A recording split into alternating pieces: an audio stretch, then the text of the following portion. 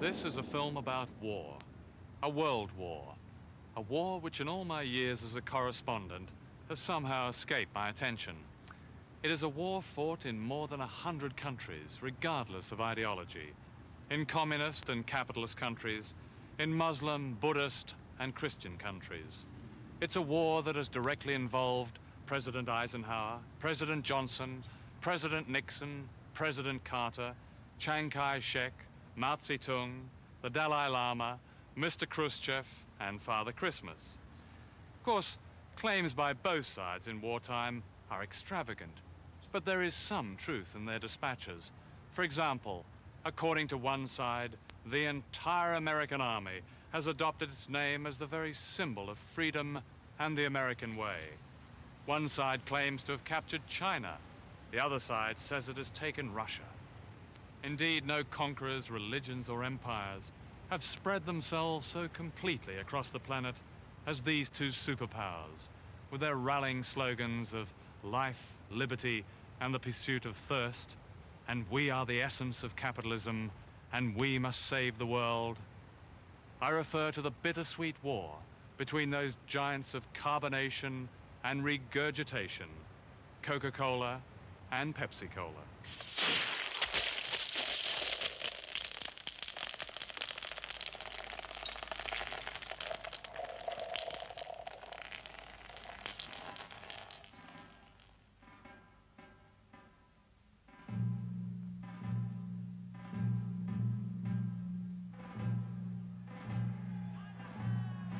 This saga of power and conquest began in the American Civil War in the 1860s, when the Yankees beat the Confederates.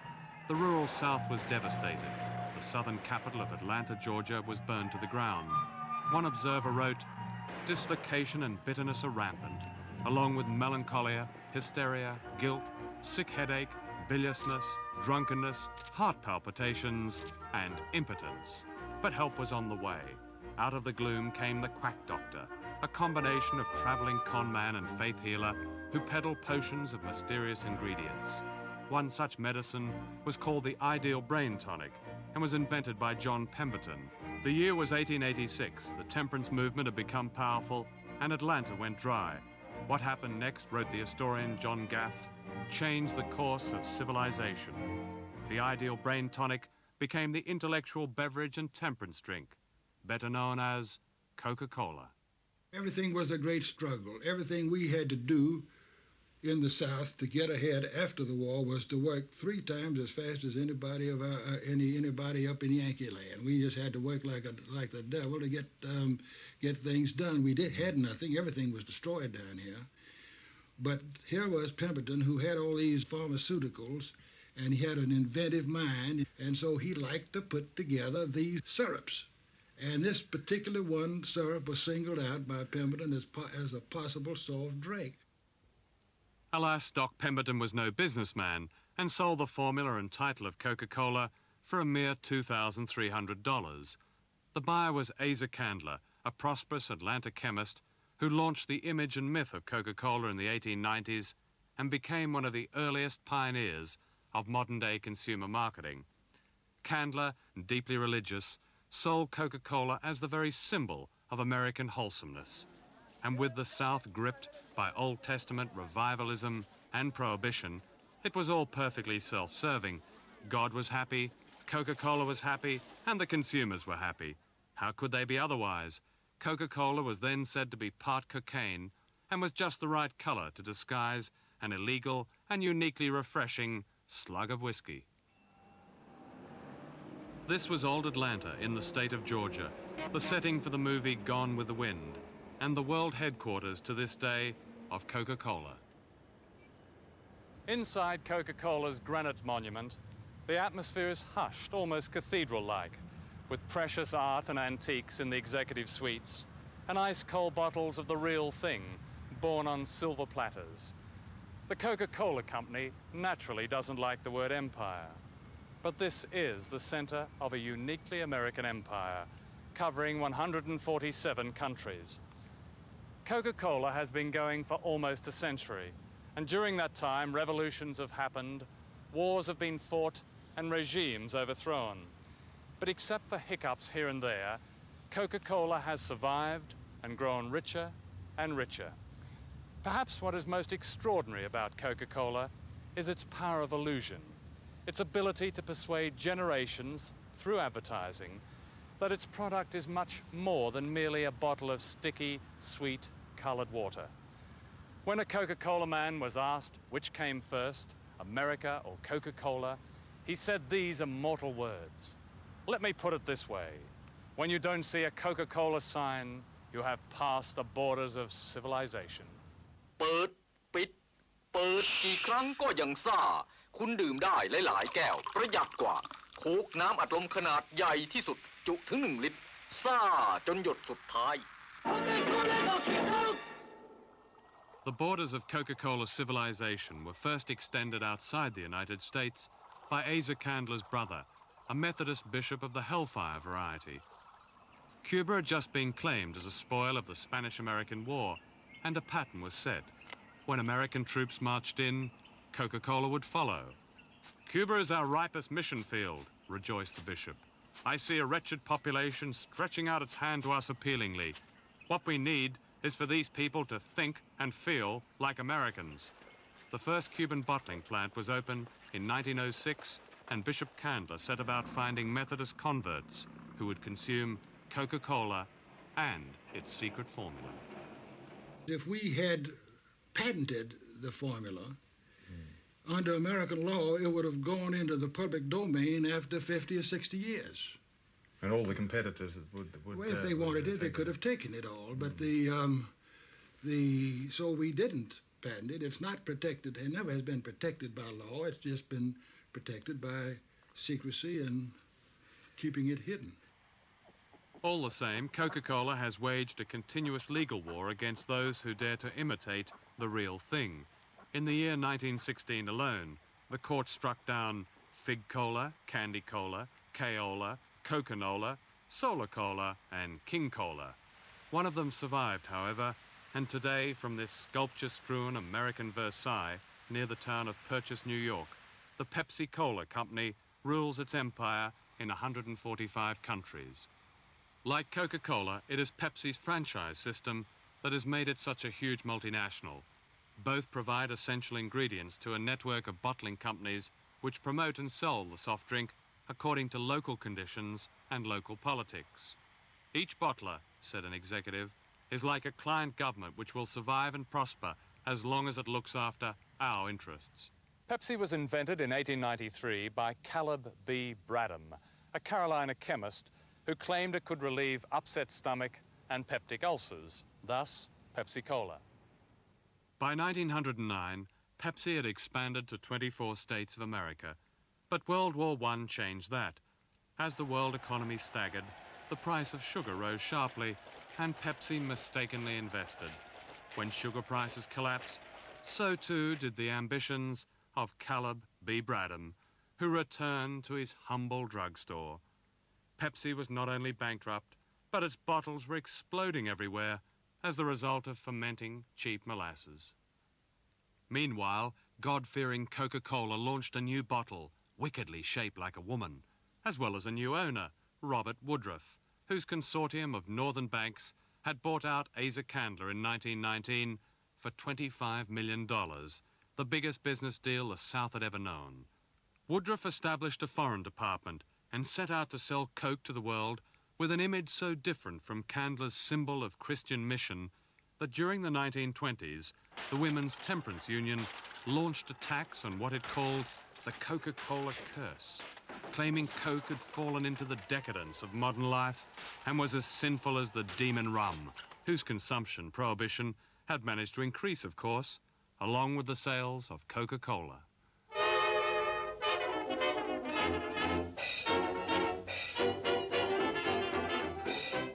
By the end of the 20s, with Pepsi down and almost out, Coca-Cola produced its most remarkable advertising campaign. It invented Santa Claus. That is, it converted the legend of St. Nicholas to the modern image of Father Christmas, a jolly white-bearded character dressed in the colors of the Coca-Cola Company. From now on, Santa was the real thing. In 1929, Wall Street crashed, but not Coca Cola, whose profits were to double by 1940. By contrast, Pepsi was struggling to survive.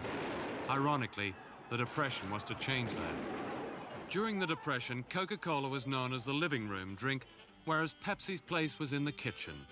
Pepsi fostered its image as the drink of the working man who longed to work, of the little guy down on his luck. Its slogan was, "Twice as much for a nickel too," which meant that you got twice as much as Coca-Cola for the same price. I ain't got no home, I'm just a roaming round. Just a wandering worker, I go from town to town. And the police make it hard wherever I may go. And I ain't got no home in this world anymore. Let me assert my firm belief that the only thing we have to fear is fear itself. The war was now on. During the 30s, Coke sent its undercover agents, called soda spooks, on a series of raids to discover if Pepsi was being served to customers who had ordered the real thing. My brothers and my sisters are stranded on this road, a hot and dusty road that 1,000,000 feet have trod. Rich man took my home and drove me from my door, and I ain't got no home in this world anymore. In 1939, Coke sued Pepsi in Canada over the use of the word cola, and lost. Coke appealed to the Privy Council. "That was one hell of a dirty trick," said Pepsi's president, who hired as their lawyer the presidential candidate, Wendell Willkie, and had him flown to England in an Air Force bomber. And Pepsi won, but only because, it was whispered, Britain did not want to strain its wartime ties with the Empire.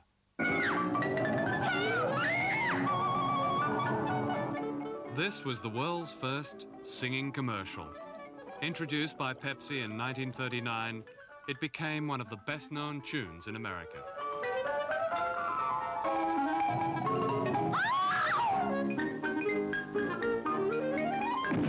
Nickel, nickel, to-do-la-da-da. Nickel, nickel, to-do-la-da-da. Pepsi Cola hits a spot. 12 full ounces, that's a lot. Twice as much, just a nickel too. Pepsi Cola is a drink for you. Nickel, nickel, nickel, nickel, nickel, nickel, nickel. Pepsi Cola is a drink for you. When World War II began for America at Pearl Harbor, Coca-Cola was ready, and a love letter from one GI to his wife became famous. "Well, honey," wrote the soldier, "I guess you want to know now what it is I want so much outside of you. Well, darling, it's a bottle of Coca-Cola." The response was immediate. "When an American soldier wants a Coke," said a company vice president, "it reminds him of what he's fighting for." So Coca-Cola went to war and never looked back.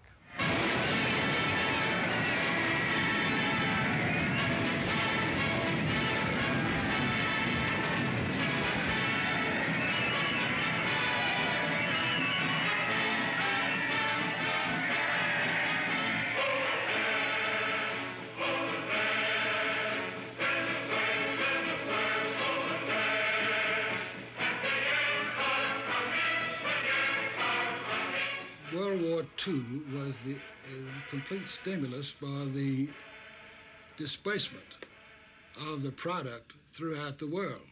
We had been working on it very assiduously up to the war. In the 30s, as a matter of fact, the Coca-Cola Export Corporation was organized in 1930. And we'd gone into England, we had gone into Germany, into France, into Spain, and Italy a little bit, but not much. But the war was the perfect vehicle. Mr. Woodruff wanted to see that every GI had a bottle of Coke wherever he was in the world, whether he could pay for it or not.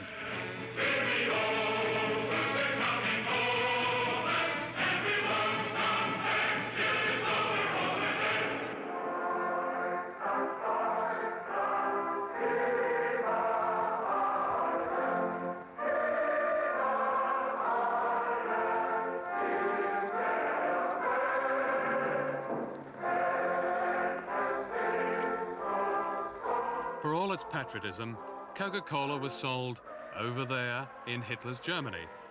Shortly after the war began, the German Office of Enemy Propaganda appointed Coca-Cola's man in Berlin, Max Keith, head of soft drink production for all of occupied Europe.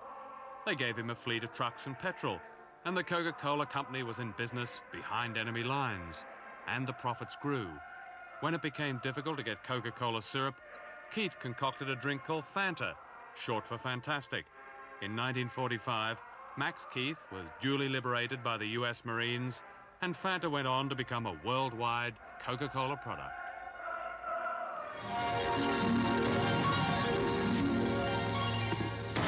The Coca-Cola Company presents The Pause That Refreshes on the Air. It was a symbol of home, love, family, love, the fireside, and all that, the baseball game. And the boys really got homesick. And they thought of the corner drugstore and the walking home with the bottles and so forth, and the going out on Saturday night to the public place where they could watch the girls go by, or to date the girls. And if they were broke, they always had plenty of nickels for Coke. You know, a Coke date was quite the thing back in those days. But that's what they thought about while they were out there, bored to death. You know, this idea of hurry up and wait in the Army. And they were waiting for action, and they were bored, and they thought of home and Coke, and that was why they really got sentimental about it. I mean, I've heard stories about some of the guys getting a little bit teary about it. They didn't get all emotionally upset about a loaf of bread or a pound of butter. It was a matter of association of the shape of the bottle or the shape of the glass at the drugstore. Why, I can get right sentimental about it myself because I met my wife at a drugstore over a Coca-Cola. And that was even before I went with Coca-Cola.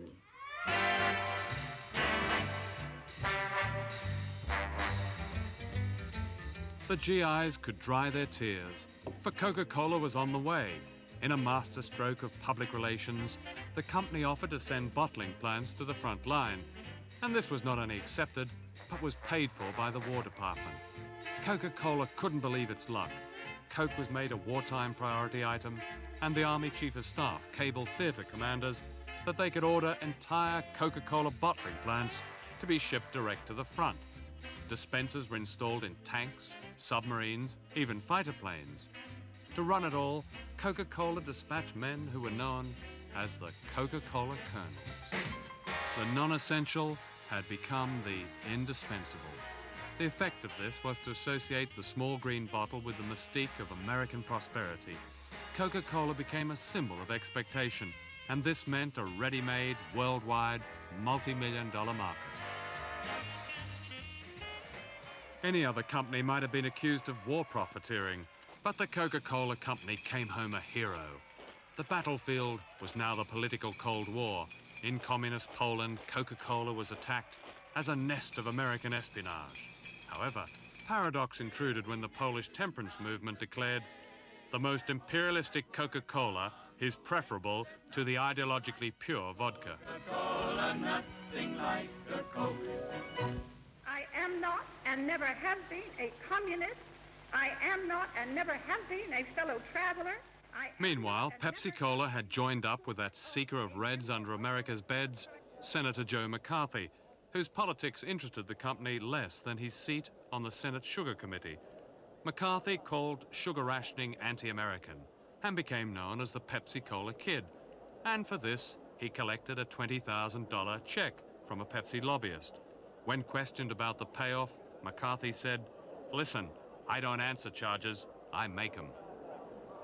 By the 1950s, Pepsi had a new chairman, Al Steele.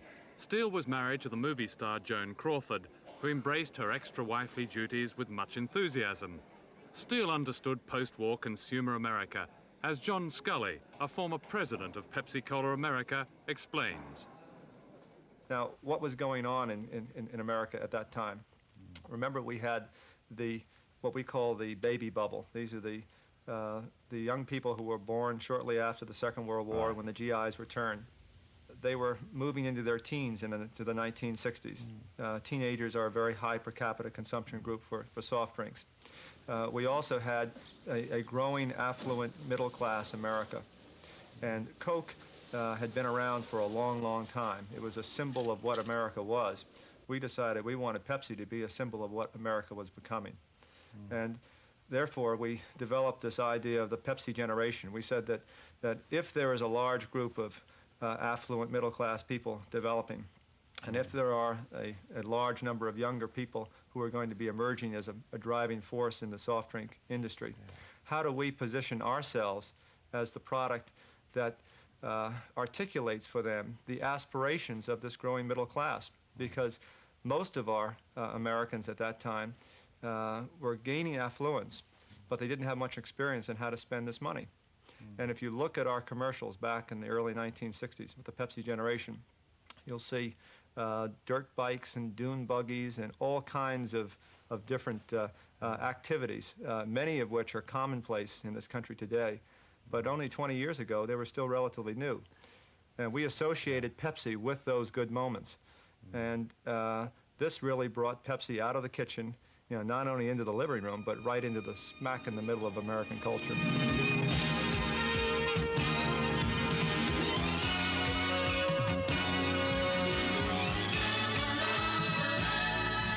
Pepsi set out to undermine the subtle snob appeal of Coke by showing how youthful it was, how alive it was. So alive was Pepsi that a company man swore blind that people on the verge of suicide had called in to say that when they had seen the commercial, "You've got a lot to live," and "Pepsi's got a lot to give," they had decided to think again.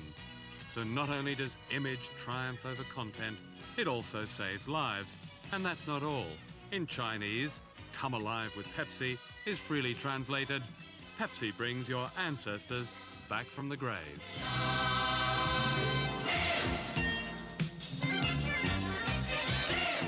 Now, during that 20-year period of time, a lot's gone on in this country. We went through the Vietnam War. We've had assassinations of a president and other political leaders. We've had Watergate. We've seen hairstyles get longer and shorter, and music change, and yet the one consistency was, the Pepsi generation was always the same. In Los Angeles, there is a clinic treating people who drink a dozen and more cans of Coke or Pepsi a day. They are called cola-holics. The industry prefers to call its most prolific consumers heavy users, or the six-pack at a time folks. In the 70s, Pepsi went after these heavy users with warlike dispatch. Salesmen were called shock troops, promotions were weapons, and the most successful weapon of all was the Pepsi Challenge. As a Coca-Cola drinker, you prefer M. Coca-Cola and Pepsi-Cola. And which was it you preferred? M, I guess, Pepsi. Just over half the Coca-Cola drinkers tested in the Dallas-Fort Worth area prefer Pepsi. Well, I'll be darned. That ain't something. Well, in the first place, Coke was terribly affronted. I mean, how could anybody come out and say, their product wasn't as good as somebody else's? So the first period of years was to say this is impossible and to try to make fun of it and try to disparage the Pepsi Challenge. First try S, sir, then L. Come from a big city, don't you, boy? Yes, I do. Thought so. You got one of them skinny little big city mouths. Now, look here. Let me tell you something. You can't tell nothing from no test like this. Give me that bottle of Coke. I'll show you how we drink them down here. We don't sit around in no fancy bars taking little bitty sips and wearing skinny breeches and pointy lizard shoes. You can't come down here flam-flamming honest people. You got to watch what you do down here, boy. There is no question that we believe that at some point we will be the #1 soft drink company. And that's what motivates everything that we do. Hi, I'm a talking Coca-Cola vending machine.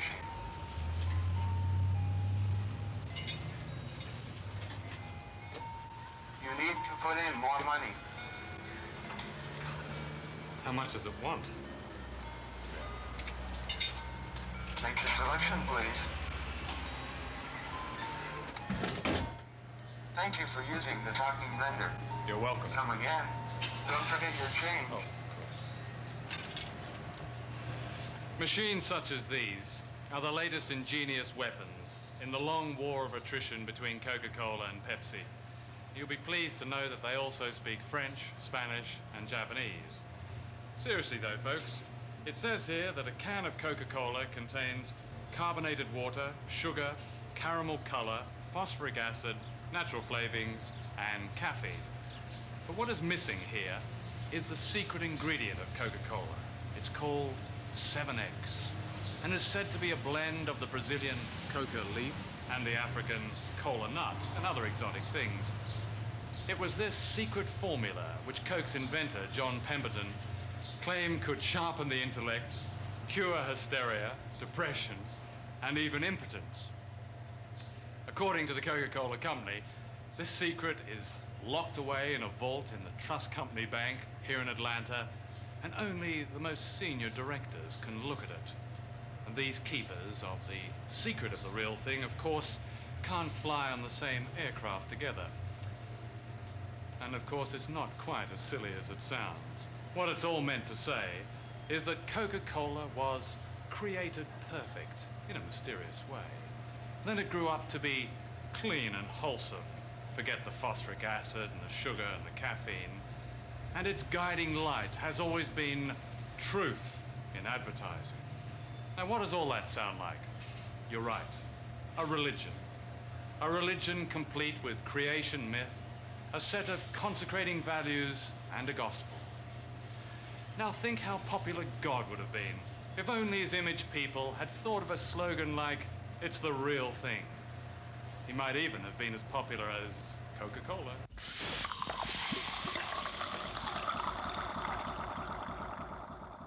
Fisher's the name. You know, I enjoy watching TV just like you do. And I know this, TV's even more fun with a bottle of Coke at hand. There's nothing like the flavor of ice-cold Coca-Cola.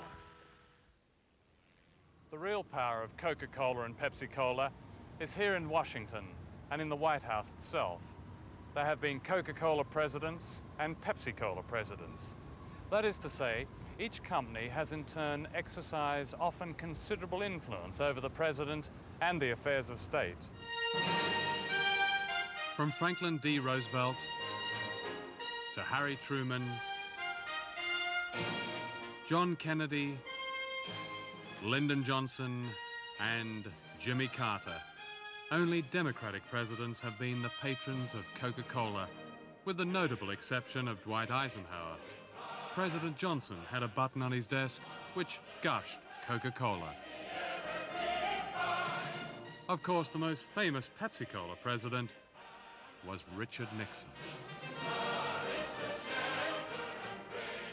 This is Nixon drinking Coca-Cola, a rare sight indeed.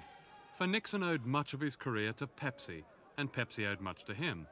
When as vice president he went to Moscow for a trade fair in 1959, he was taken aside by a Pepsi super salesman called Donald Kendall, who told him, "My one purpose is to get a bottle of Pepsi into the hands of Khrushchev."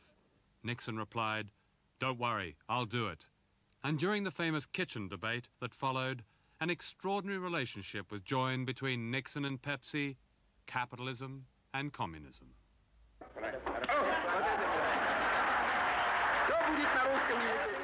Although Nixon was looking here like the next president, his fortunes were to change. In 1960, he was narrowly defeated for the presidency by John Kennedy. 2 years later, he suffered an ignominious defeat in the election for governor of California, and this is how he said bye-bye. Just think how much you're going to be missing. You don't have Nixon to kick around anymore. But Nixon was already on his way back. Pepsi made him the company's lawyer, and Nixon set out to put Pepsi firmly on the world market and himself in the White House. Nixon's big interest has always been foreign policy, and I was running our international company. In fact, I tried to originally get him, instead of going to the law firm, to come in as chairman of our international company, because he had tremendous contacts around the world. And at that point in our development, we were opening markets. We were a very small international company at that point, and we got going during that period where we were opening a new plant about every 11 working days. And Nixon was very helpful in opening doors. For example, in Taiwan, we couldn't get in Taiwan because the local competition, they just wouldn't permit it. It had nothing to do with our product or anything else. It just, they didn't want the competition. And I had a meeting with Nixon with Chiang Kai-shek, and that solved that problem. Nixon's worldwide travels during the 60s, partly paid for by Pepsi Cola, followed a pattern. At each stop, whether it was Beirut or Manila, he would announce to the local press that he would accept the Republican Party's nomination for president if asked to run. Invariably, he would hold talks with a national leader, and Pepsi Cola's ambitions in that country would be associated with the ambitions of a possible future president of the United States. It wasn't long before Nixon had acquired something of the statesman-like image he needed to get over his checkered past. How long have you been working here at the Kremlin? Like the image of Pepsi itself, he had progressed from the kitchen into the living room. In 1968, after campaigning in a Pepsi plane and drawing financial benefit from Pepsi contacts, Nixon's astonishing comeback was complete. He was president. Within a month of his inauguration, he made Donald Kendall of Pepsi head of the National Alliance of Businessmen. Throughout his career. In fact, he is generally known by his, among his business colleagues as the man who pours it on. In 1971, Kendall went to Moscow with an American trade mission. At the Kremlin, Kendall produced a radio in the shape of a can of Pepsi and played it to Prime Minister Kosygin. Everybody laughed. Kosygin got the point, and later that evening he approached Kendall. "I understand you want to trade Pepsi Cola for vodka," he said. "Yes, sir," said the Pepsi president, and they shook hands on a deal making Pepsi Cola the first American consumer product to be made and sold in the Soviet Union. The Soviets are generally concerned about the problem of alcoholism. This is what Kosygin constantly talked about. And he wanted a product that he thought might divert the people from consuming alcohol, and asked a lot of questions about Pepsi Cola and how far he could ship it and the shelf life and that type of thing, and talked a lot about alcoholism. Matter of fact, when I saw him after we opened our first plant, I told him I didn't think we were very successful because we opened the plant in Novorossiysk and we went by hydrofoil down to Sochi on the Black Sea. And we arrived at the pier, and the mayor made this big speech upon our arrival and announced with great pleasure to me that the #1 drink in Sochi had become Pepsi Cola and vodka. Kendall understood one truth, that communist countries could best serve American interests as monopoly markets rather than as adversaries. Pepsi's Russian deal was announced within 2 weeks of Nixon's re-election in 1972 and was perhaps the effective beginning of a pragmatic foreign policy called détente. It became the symbol of détente. And a lot of Soviets have said this to me, that the only thing that they saw, the visible thing that they could see was Pepsi Cola that started during this period of détente. But while businessmen like Kendall saw détente as a means of serving American interests, Ronald Reagan saw it as an obstacle to establishing total American superiority. Let us not be satisfied with a foreign policy whose principal accomplishment seems to be our acquisition of the right to sell Pepsi Cola in Siberia. Reagan, of course, was no chimp. He'd been selling things to the American public for a long time, such as stay-press shirts, soap, the delights of smoking, and making a fast buck. But is he a Pepsi president? Or is he, like his predecessor, a Coke president? Carter, a Georgia boy, was very much a Coca Cola president. He appointed one of Coca Cola's lawyers to be Attorney General of the United States, and the then chairman of Coca Cola, Paul Austin, shuttled unofficially and often secretly between the White House and President Sadat, Fidel Castro, and Peking. Carter acknowledged the political power of Coca Cola when he said, "We have our own built-in State Department at the Coca Cola Company. They provide me ahead of time with penetrating analysis of what a country is, who its leaders are, and what its problems are." Jimmy Carter was good old a good old Georgia boy. Grew up, became governor of Georgia.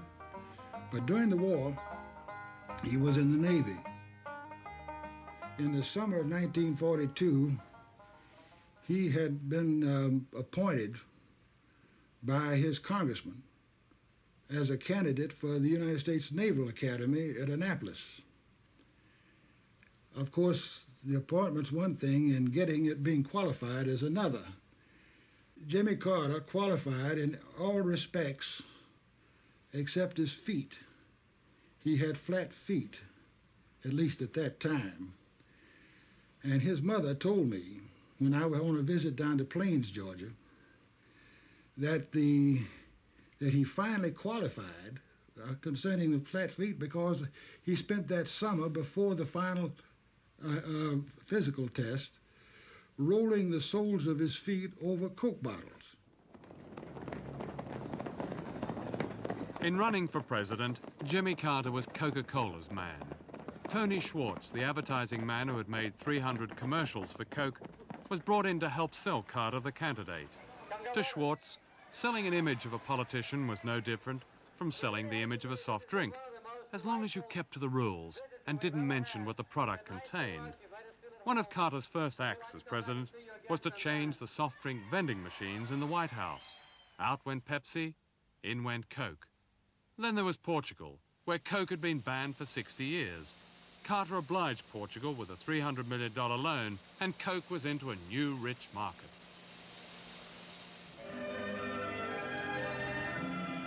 However, the big payoff was China. And not even Mao, who had kicked out Coke in 1949, could hold back the tide of sugar, caffeine, and Doc Pemberton's secret juices, for which 1 billion gullets beckoned. An American medical group warned Deputy Premier Deng Xiaoping, "Don't do it. Few American food products are more injurious to health than Coca-Cola. For China to have Coke is irrational." But the Chinese, who alas had only happiness cola, wanted the real thing. That was 1978. The Soviet Union, China's principal foe, had just signed a friendship treaty with Vietnam. The Chinese reacted by concluding 2 alliances. First, with the standard bearer of American commerce, Coca-Cola, and 2 days later, with the American government. Coke politely waited a week to announce the deal formally, so as not to upstage Carter when he announced America's recognition of its once most hated enemy.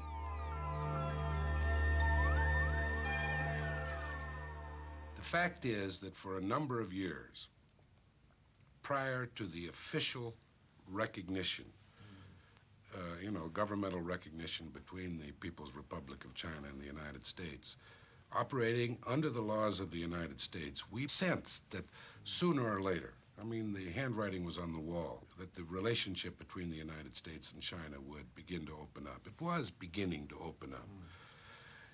And the company began to attend trade fairs in China, began to start some actual trade with various agencies in the Chinese government, began to develop relationships, began to get them acquainted with our kind of system. When the Chinese government said, we would like to talk seriously about opening up a franchise, they were making judgments about their relationships with the United States.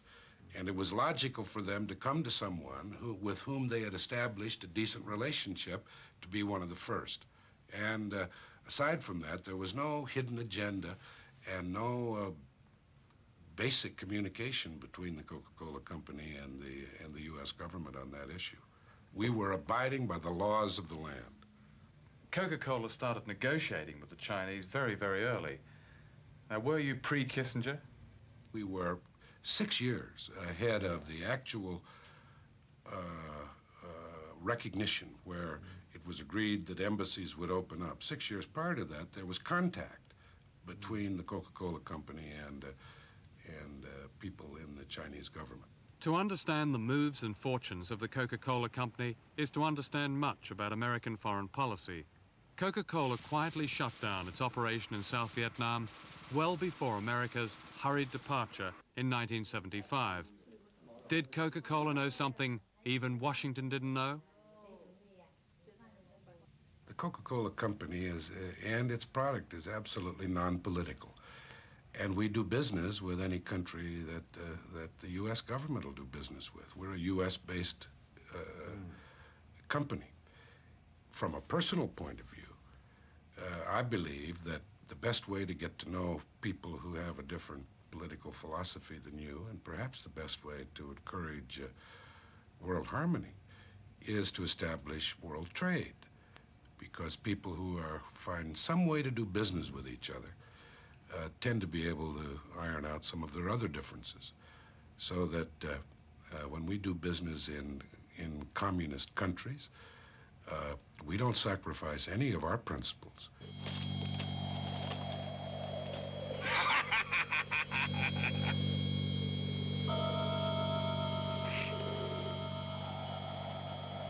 There are no mean people in the world, just thirsty ones. No really bad guys, just guys who are hot and tired and bugged. Coca Cola can take care of them. There's something good-natured about the taste of Coke, a sort of get the chip off your shoulder niceness that lets the real you shine through. In fact, you could say the special kind of goodness in Coke brings out the goodness in people. Both Coke and Pepsi are heavily invested in Latin America, and their local franchise operators, which are not subsidiaries and therefore not directly responsible to headquarters in the United States, can virtually do what they like. The franchise operator in Guatemala in the 70s was John C. Trotter, a Texan who believed that godless communism had infiltrated everywhere, except the Coca-Cola Company.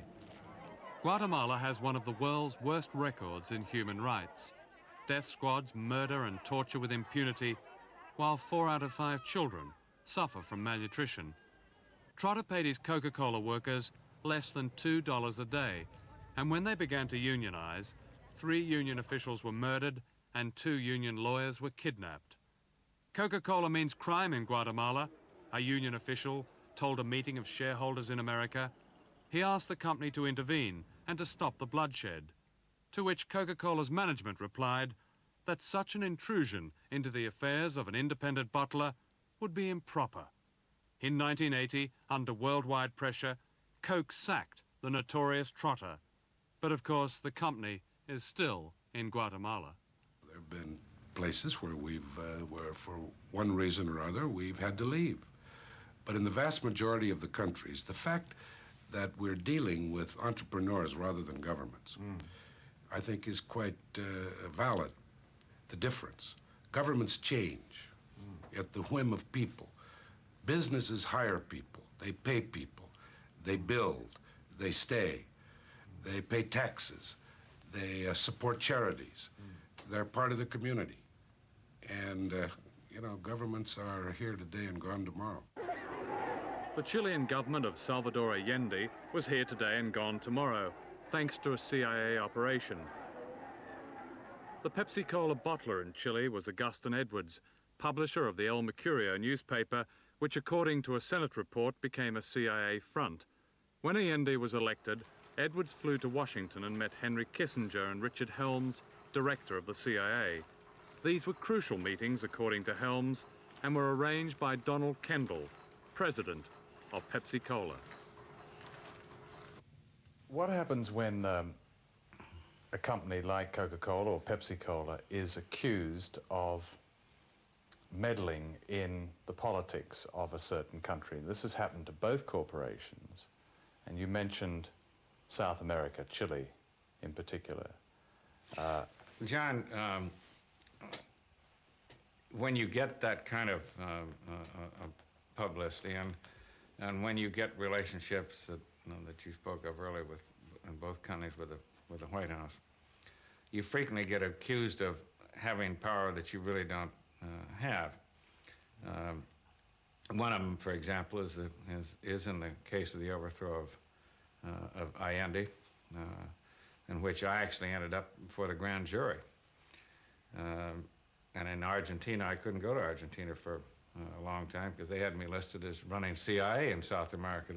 Pepsi Cola was just a cover-up. And actually, our bottler, Pepsi Cola bottler in Chile, happens to own the El Mercurio newspaper. And when he came up here, Nixon wanted to see him, and he'd met him previously with me. And I took him down for the meeting, which started the campaign, but I literally had nothing to do except the introduction, but I got blamed as though I was running the whole show. The overthrow of Chile's last democratically elected government had begun. 3 years later, Allende was shot, and Chile sank into military repression from which it is yet to recover. Of course, Pepsi Cola is still in Chile. It's no paradox that as American foreign policy was trying to overthrow Allende in Chile at this time, that there were, at the same time, American foreign policy was trying to establish détente with the Soviet Union. On one hand, you have Allende, who in the eyes of Augustin Edwards, the Pepsi bottler, and many others, was threatening to close off the marketplace from American interests. And on the other hand, with détente, you had the Soviet Union, who very, very cautiously, very gradually, was opening up the marketplace for American interests. And this is the essence, as we see it, of American foreign policy. The real essence, when you distill everything away, is access to the marketplace. If you give us access to the marketplace, we'll do business with you, regardless if you're fascist, or if you're communist, or if you're anything in between. Just like if you deny us that access, then there are going to be problems. But the problems are not just political. In a survey of malnutrition in developing countries where Coke and Pepsi dominate, a priest wrote from his remote region. The great majority of people here are convinced that soft drinks must be consumed every day. This is mainly due to extensive advertising.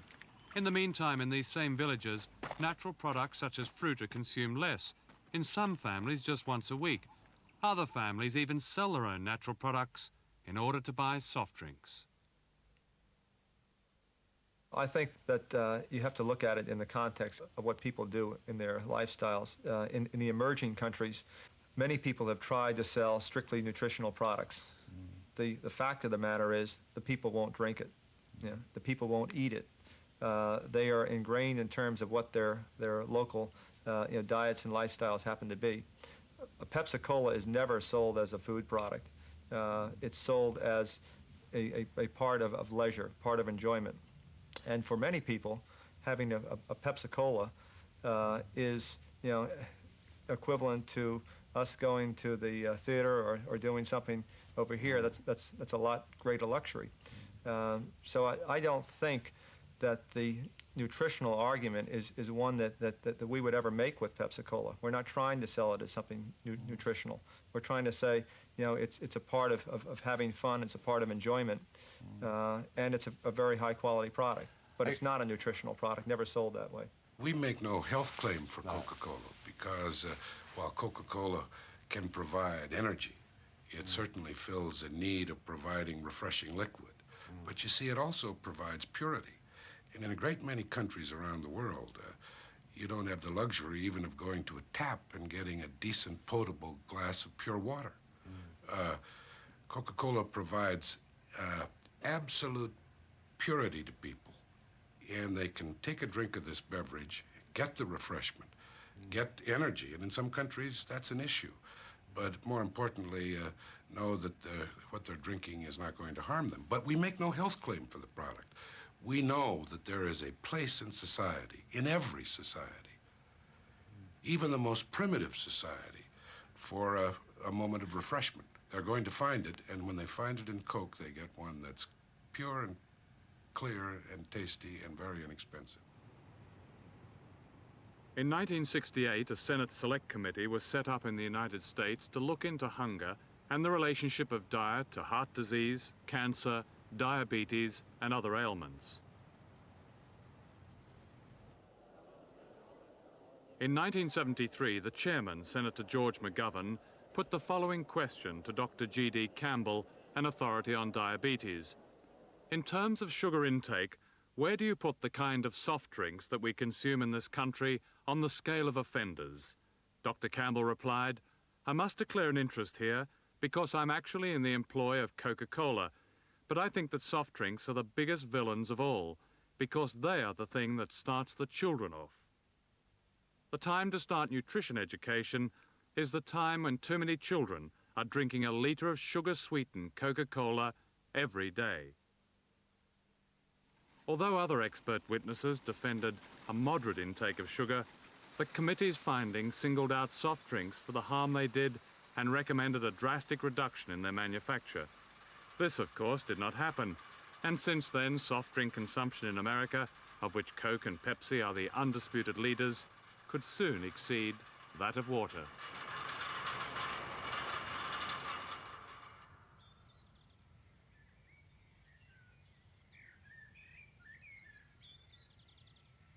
Do you ever reflect that so much power and influence and energy and money is focused on something that is only a soft drink? Isn't that wonderful? I think it's fantastic, John, that you can build up a company and create an image with a product that's just a soft drink, that pleasant experience, that you can make that occur all around the world. I go to bed every night thinking that we add a lot of brightness to life. A little child down in Colombia, a young wife, 19 years old, who really doesn't have a lot of hope about what they're going to do with life. When they go down to that little Bodego and they put a few pennies down on the table, nothing, it's not money that's going to change their lifestyle by spending it on a Coke. But for a moment, she's got her hand around the same thing that the president of that country is drinking, or that people of every walk of life drink. And I think that's terribly valid. Out on Manzanella Beach, GI romance with native peach. All night long make tropic love. The next day sitting hot sun and cool off, drinking rum and